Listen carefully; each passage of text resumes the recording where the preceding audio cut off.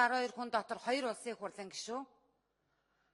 Өмнө нь төр ажил алба хашижсэн төрийн нарийн бичгийн дарга одоо хийж байгаа болон хашижсэн 11 төрийн нарийн бичгийн даргатай холбоотой асуудал, 22 цагдаагийн байгууллагын ажилчтай холбогдлолтой хэрэг, 46 аж ахуйн нэгжийн удирдлагуудтай холбоотой ийм л задаргаа орж ирсэн. Энийг улс төржүүлсэн ерөнхийлөгчийн хориг бол хүний эрх зүйн байдлыг дордуулсан, дээрдүүлсэн хувилбараар хоёр хувилбараар орж ирсэн. Тухайн үед бид хэлжсэн энэ хориг бол бүхэлдээ тавигдлаа гэж.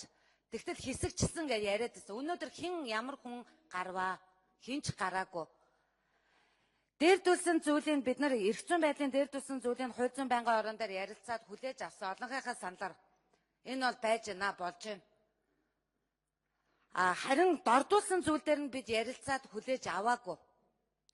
Өмнө нь гарцсан 148-ын 4-т хамааруулсан хэрэг дээр хүлээгдэжсэн хүмүүсийг дараагийнхаа нэмэлт өөрчлөлтөөр бид нар одоо хамааруулахгүй гэдээ өөрчлөлт оруулж ирж байна.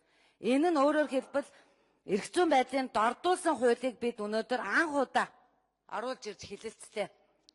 Ялгуурлах асуудлыг би энд ярмаар байна. Үндсэн хуулийн зэд саяхан сонгуульд нэр дэвшигчтэй холбоотой ялгуурлан гадуурхаж болохгүй гэсэн цэцэн дүгнэлт орж ирсэн. Энэ хууль бол жинхэнэ ялгуурлалтаар орж ирж байна. Одоо ялгуурлалтын зарчмаар гарч ийн гэж үзэж байгаа. Албан тушаал хашижсэн болон хашаагүй.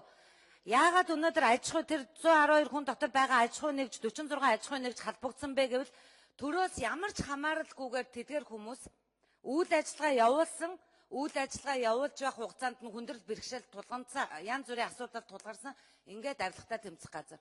Өнөөдөр авилгатай тэмцэх газар залилангийн эргийг шалгаад сууж байгаа шүү. Энэ байж байгаа юу, байж болох үзэгдлүүгүй юу та нар бодоорой. Дээр нь би бол Отгонбаяр гишүүнийг бүр нэр цохож хэлмээр байна. Наагур цаавар өнөөдөр улсын хурлын гишүүнэлтэй наагур цаавар гүйж байгаа таны тэр асуудал шийдэгдчихэж магадгүй тэрнийхээ төлөө та маш чанга дуурж байгаа юм байна. Мэдүү. Өнөөдөр гончигдорж гишүүн та хоёрыг хинэн авилгач вэ гэвэл өөрөө шүү. Жинхэнэ бүх долоож явцгаад өнөөдөр ямар чанга дуурч байна та 300 хүнийг залилсан асуудал чи шийдэгдэж дуусаагүй байгаа.